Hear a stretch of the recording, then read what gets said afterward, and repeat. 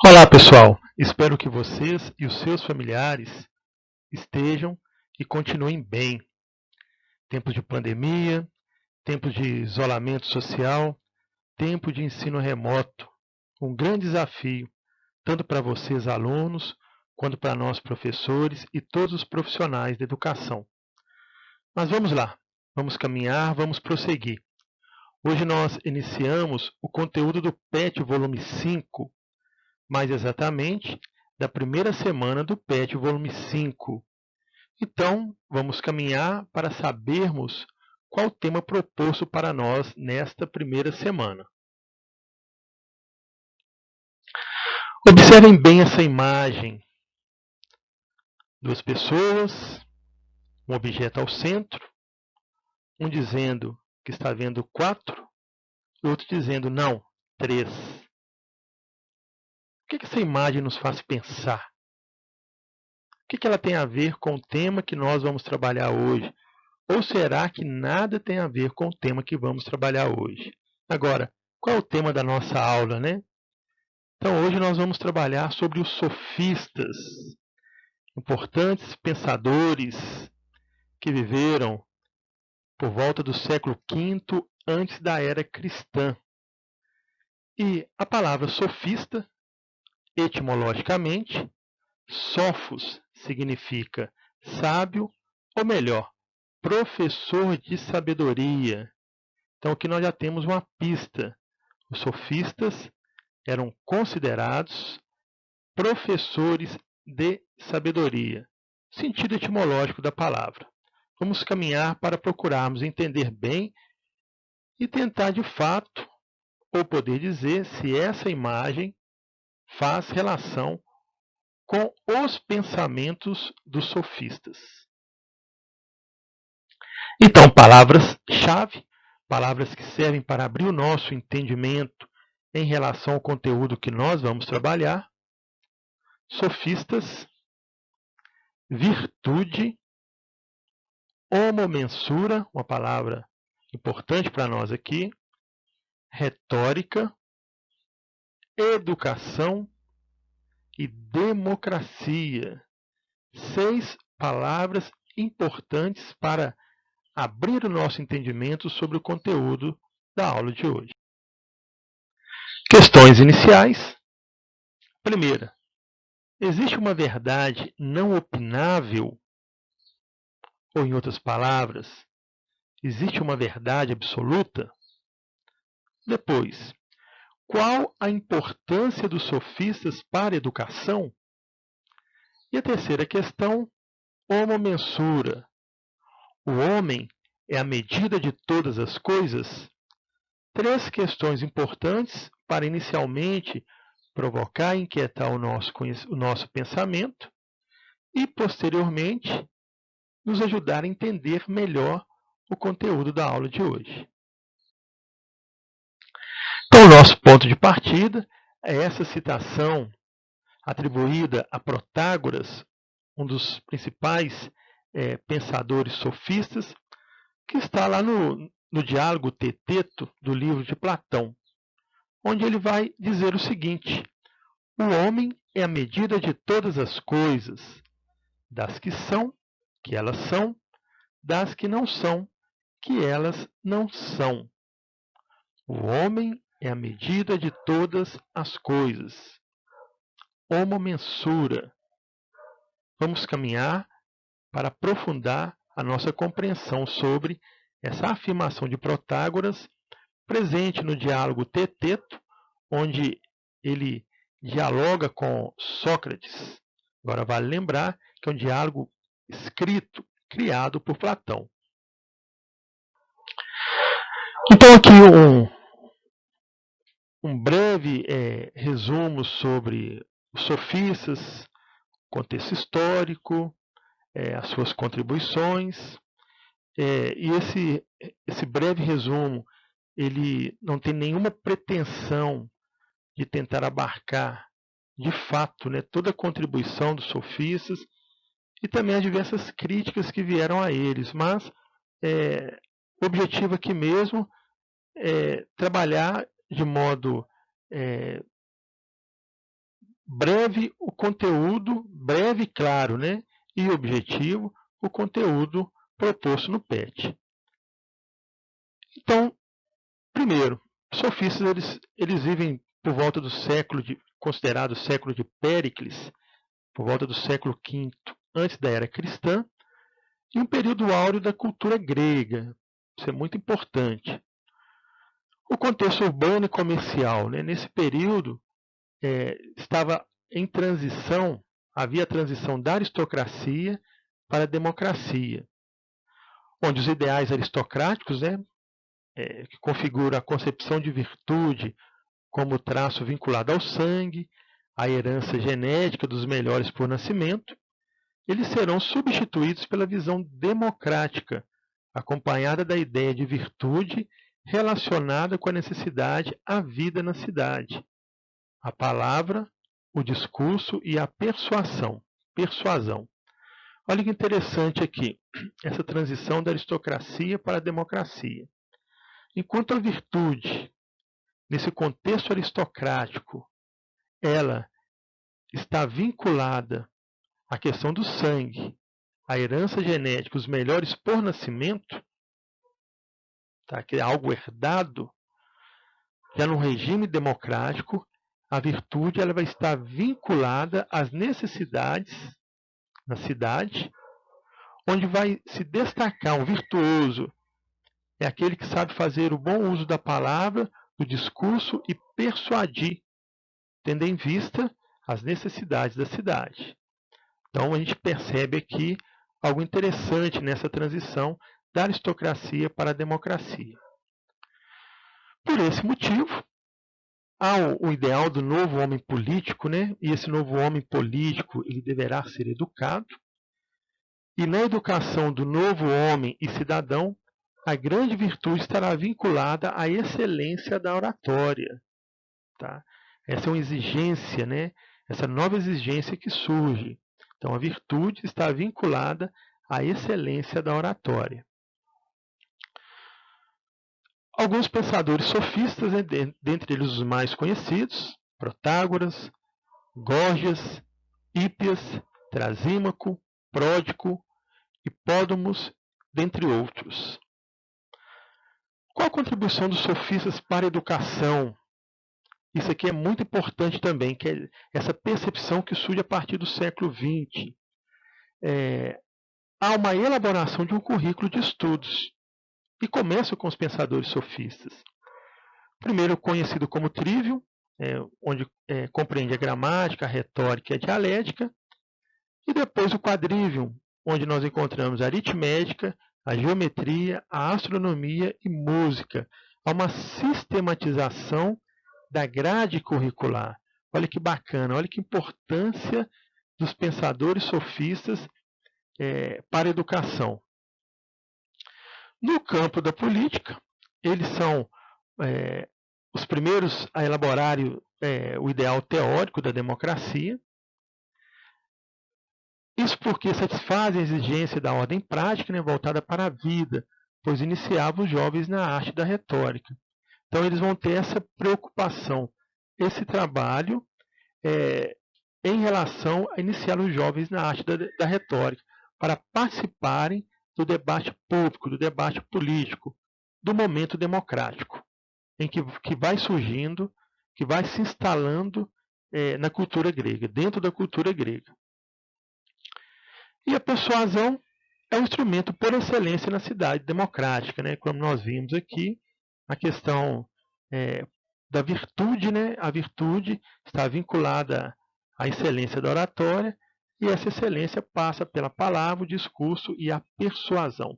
Elemento importantíssimo nesse momento. Vamos prosseguir. Então, dando continuidade ao nosso conhecimento sobre os pensadores sofistas, aqui nós vamos trabalhar dois pensadores que se destacaram durante seu tempo. Um deles é Protágoras de Abdera, considerado a grande referência no campo ou na comunidade sofista, e Górgias, outro pensador importantíssimo também, considerado como aquele que detinha a arte da oratória. Então, primeiro vamos a Protágoras. que nasceu em 485 e morreu em 411 antes da era cristã. Palavra importante aqui, homo mensura, o homem é a medida de todas as coisas, lá na citação inicial. E o que isso significa? Primeiro, o homem estabelece a medida de todas as coisas, e não mais os deuses ou a natureza.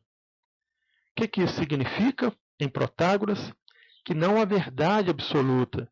As coisas são verdadeiras para o indivíduo que a interpreta como tal e não de maneira coletiva. E uma observação importante, por que o homem é a medida de todas as coisas? Porque ele vai fazer uso da sua razão instrumental, que é capaz de buscar o conhecimento, de estabelecer o conhecimento. E nesse sentido aqui também, a persuasão, que é a arte do convencimento, ela possui caráter racional. Isso é muito interessante em Protágoras. Falando agora de outro pensador importante, Górgias, que nasceu em 483 e morreu em 375 a.C. Aqui nós vamos destacar a questão da retórica em Górgias, né, depois nós vamos dialogar em relação à compreensão da retórica em Górgias e Protágoras. Então, Górgias é considerado um pensador cético, ele era cético em relação à verdade. Agora, como que falar sobre verdade se ele era cético? Então, primeira coisa, ele vai dizer que a retórica não leva à verdade, mas à persuasão. E a persuasão não se faz pela razão, mas pela emoção. Aqui ele faz uma oposição a Protágoras. Enquanto para Protágoras a persuasão possui caráter racional, em Górgias a persuasão ela não possui um caráter racional, mas possui um caráter emotivo. Isso é muito interessante. Logo, aqui um conceito importante para nós sobre a retórica, entendida como a arte da oratória, técnica de argumentar de maneira persuasiva. E a retórica, enquanto arte da oratória, ela foi importantíssima naquele tempo, em função da transição da aristocracia para a democracia, a necessidade do debate público, do convencimento dos interlocutores e dos ouvintes em relação aos temas discutidos, os temas que eram importantes, necessários para a cidade. E hoje nós podemos pensar que essa arte da retórica ela é muito utilizada em vários campos da nossa sociedade, principalmente podemos falar no campo da advocacia, no campo do direito. Isso é muito interessante, né? Pensar nos tribunais, na defesa lá dos clientes, os advogados defender os clientes. O Supremo Tribunal Federal e as outras instâncias jurídicas do nosso Estado, da nossa nação. No campo da política também a retórica ela é muito utilizada. Quando vão ser discutidos, debatidos leis, projetos, políticas públicas, é muito discutido. E essa técnica é utilizada para tentar convencer os interlocutores e os ouvintes de que aquele projeto, aquela proposta, ela é boa, ela é necessária, ou até mesmo para poder convencer que não é boa, não é necessária, que existe ali inconsistências, e também utilizados por lideranças sociais, religiosas, em vários outros campos para tentar persuadir e convencer as pessoas em relação também ao que está sendo discutido. Então, esses pensadores, os sofistas, eles deixam esse legado para a cultura, para a cultura ocidental, para nós, para todos nós que participamos da polis, participamos da vida pública, estamos inseridos em uma sociedade. Isso é muito importante. Aqui uma reflexão que eu trouxe dos pensadores Reale e Anseri, uma visão que surge a partir do século XX em relação à importância dos sofistas. Isso por quê? Porque eles foram criticados pelo modo no qual eles ensinavam os jovens naquela época. Eram chamados de relativistas, eram chamados de mercenários, porque eles cobravam pelas aulas. Agora, em relação ao relativismo, eles colocam em confronto a ideia de verdade absoluta, né? Uma verdade universal. E isso é interessante também, quer dizer, quando eles questionam essa verdade absoluta universal, eles provocam a abertura ao debate, ao diálogo, em relação àquilo que até então era considerado como absoluto, como universal.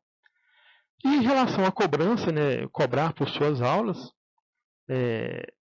vale lembrar que naquela época, na Grécia só estudavam, tinham acesso à educação, membros da elite grega.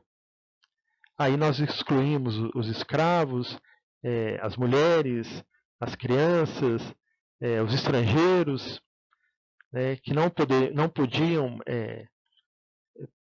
estudar, participar desse processo educativo. Então eles vão também, com suas práticas, de certa forma, confrontar a elite grega nesse período. E como eles faziam parte, muitos deles, da classe média, então eles tinham que encontrar uma forma de subsistência, de sobreviver. E eles encontraram a partir da educação. E se nós pudéssemos dizer, né, quem saiu vencedor entre esse debate entre Sócrates e os sofistas em relação à cobrança pelo ensinamento, se hoje nós olhamos essa necessidade que nós temos de viver e sobreviver nesse mundo capitalista, então nós podemos dizer que os sofistas venceram, né? Porque não tem como simplesmente trabalhar sem ser valorizado, sem ser remunerado por aquilo que nós fazemos também. Os sofistas no século V já iniciaram essa prática, já apontaram para isso. É claro que a educação não se resume simplesmente numa remuneração.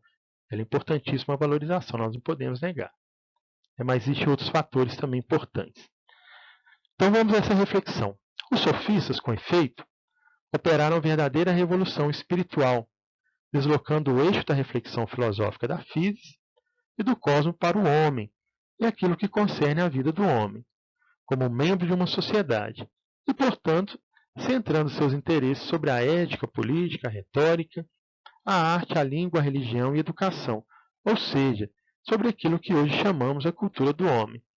Portanto, é exato afirmar que, com os sofistas, inicia-se o período humanista, a filosofia antiga, período humanista da filosofia antiga. Então, é interessante aqui que reality série, eles apresentam a importância dos pensadores sofistas. Se antes com os pré-socráticos a reflexão filosófica ela se centrava na questão da física e do cosmos, com os pensadores sofistas há uma necessidade ou uma inserção da antropologia no debate em função das necessidades da cidade. Então vão discutir sobre ética, política, retórica, arte, língua, religião e educação. Ou seja, tudo aquilo que faz parte da cultura humana. Eles vão tratar sobre a cultura. Propriamente dito, eles vão dizer que com sofistas inicia-se o período humanista da filosofia antiga. Quer dizer, há um deslocamento da visão da natureza e do cosmos para uma visão para o homem, para o ser humano e suas necessidades. Uma excelente reflexão que fica para nós. A aula de hoje está lá no PET, volume 5, primeira semana, das páginas 105 a 107. Então, encerramos o conteúdo da aula de hoje, mas não podemos parar a nossa reflexão.